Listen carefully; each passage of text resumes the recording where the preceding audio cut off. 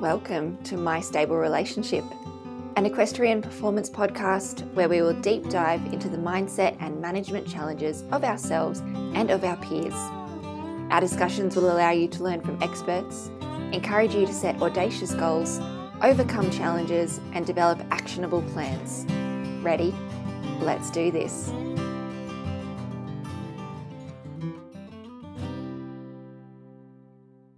Hello everyone, and welcome back to My Stable Relationship. So just a quick announcement. I said in the last couple of episodes that we have started with some incredible podcast guests recording some really cool mindset topics, and you are going to start hearing from them as of next week. So you're going to hear from some former competitive athletes at the Olympic level. You're going to hear from some equestrian coaches, mindset coaches, and all sorts of professionals and non-professionals as well in our sport, who are all bringing really different and interesting perspectives and views on mindset topics. So the topics that they are bringing are really just so incredible, and you are going to be able to take so much from them to support you in your equestrian pursuits and in life more broadly. So I'm really excited. It's starting next week, so make sure that you have clicked the subscribe button on whatever platform you're listening on so that you don't miss any of these upcoming episodes. And now this week's episode is a little bit different. You may notice that I am a few days late releasing this episode, and that is for what I think is quite a good reason. And my update today is kind of forming part of the reason that I chose the topic and the topic itself. So my family and I found out maybe 2-ish weeks ago that we needed to go back to Africa on short notice. For anyone that doesn't know, we migrated to Australia from Africa, and most of our family are still back there in South Africa and Zimbabwe. So it's a short notice trip back because one of our other family members is unwell. And it's a really great opportunity to go back because we haven't seen our family since pre the pandemic starting in early 2020. It's in many ways very exciting and an excellent time to go back, but just very short notice. And as I normally do, I jumped straight into planning and prepping and writing to-do lists. And I a little bit justify doing this because going away, if you have a farm or animals, we have the dogs and the horses here, it's not easy. Even if you don't have a farm and you're adjusting your horse, you still know that difficulty of sometimes trying to find someone to look after them while you're away. So obviously I'll be writing instructions for every single one of the animals and looking at what they're fed, how to feed them, trying to find pet sitters for morning and evening shifts. I'll be looking for people who can deal with quite hot thoroughbreds because my boys are quite boisterous and full of energy, and that doesn't suit every pet sitter. You have to really find the perfect pet sitter or a suitable pet sitter. The other reason I was stressed was that I've told you before I have this 14-year-old Labrador who he really doesn't see or hear very well anymore, and he's on special medication to help him with his arthritis and his cancer. So I just really needed to make sure all my ducks were organized, found, and in a row. But what I realized was that I'm wearing myself out again.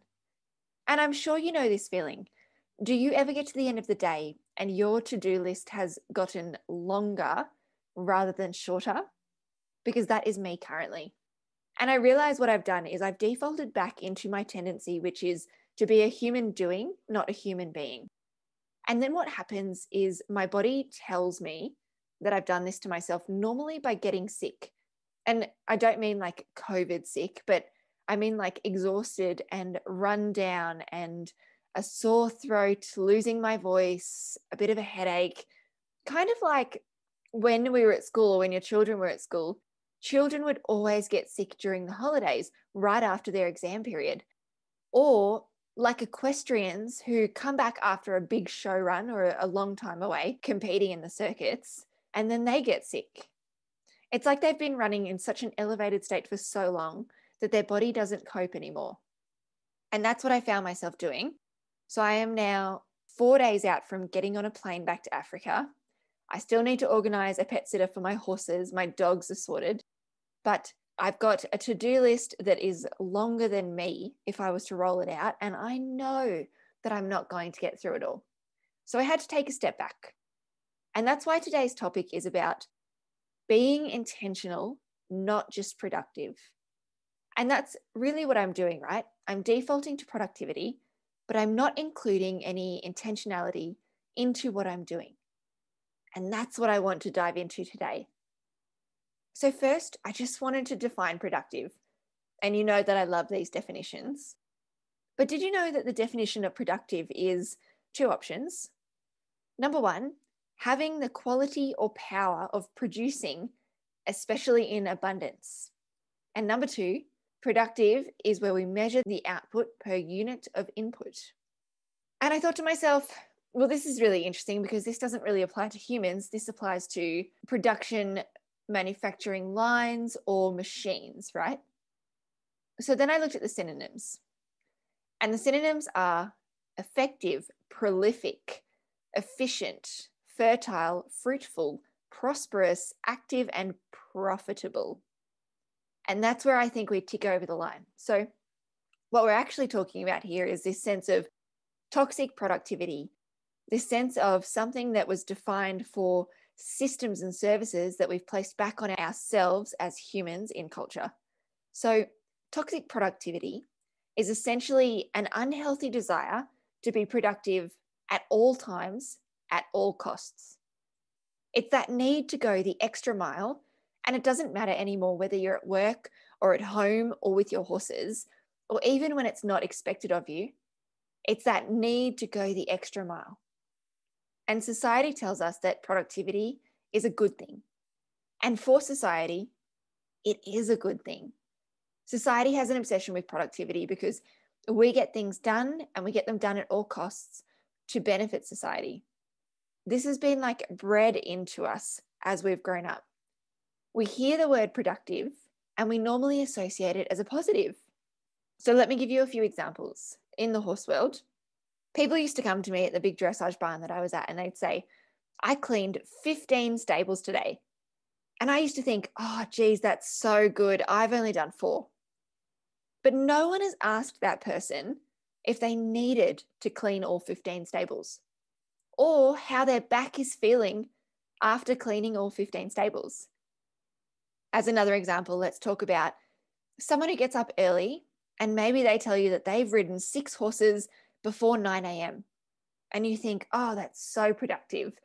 I only get to ride my horse twice a week if I have time and a break from work. But no one is asking that person if the 6 horses went well, if they were soft and kind and the session goals were met. Nothing. We just think that 6 horses is a bigger output and therefore better.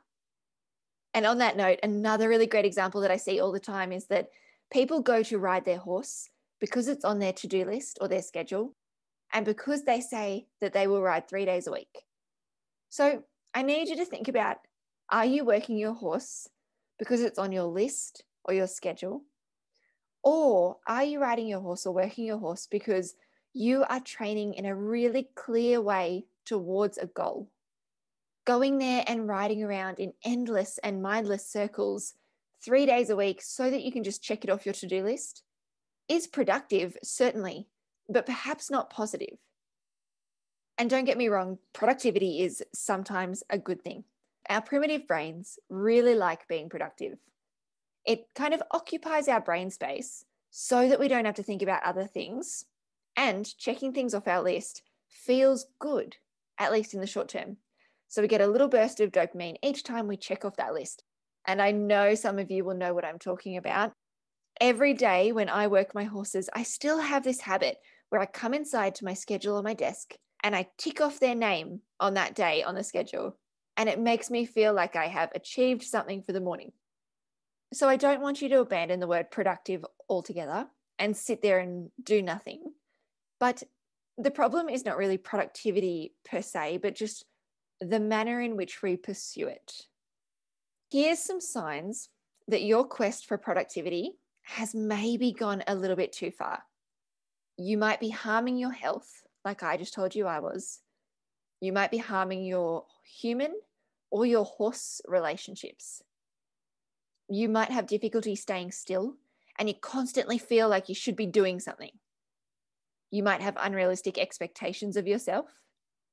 Your to-do list might be growing rather than shrinking by the end of the day.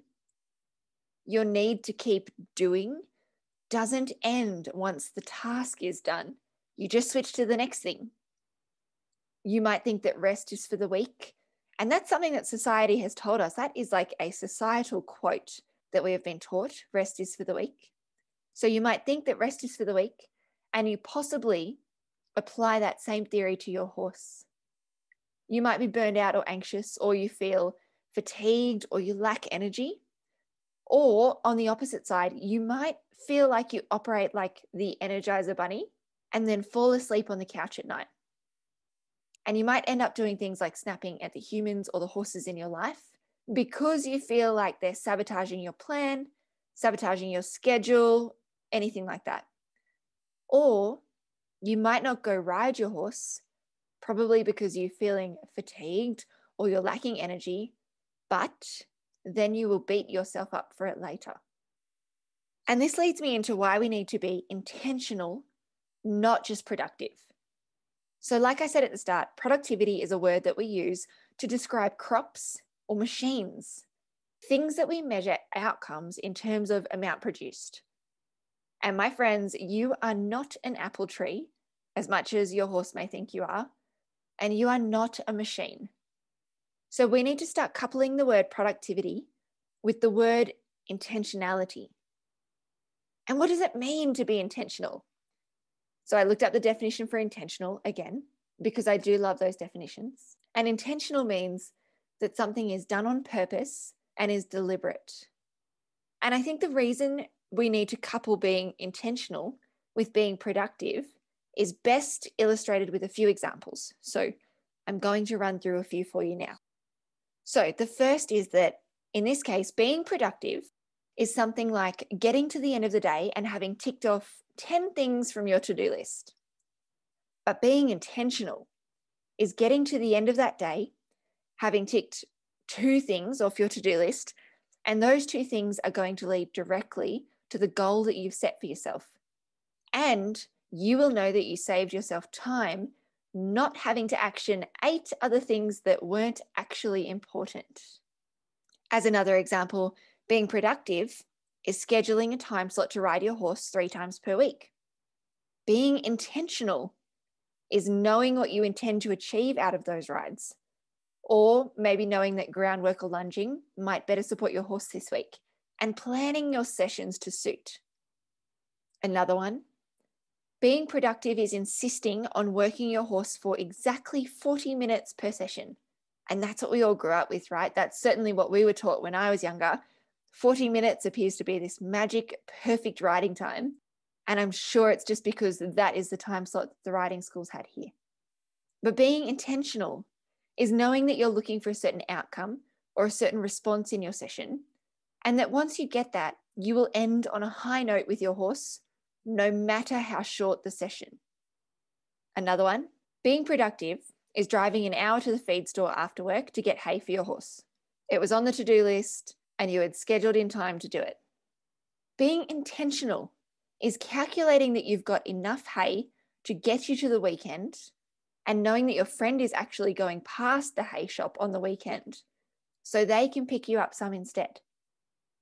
And after all of these examples, I thought you may be interested in hearing what I've called myself out on since reconsidering my lists, all my to-do lists and my prep for Africa, and whether or not I'm being intentional and productive or just productive.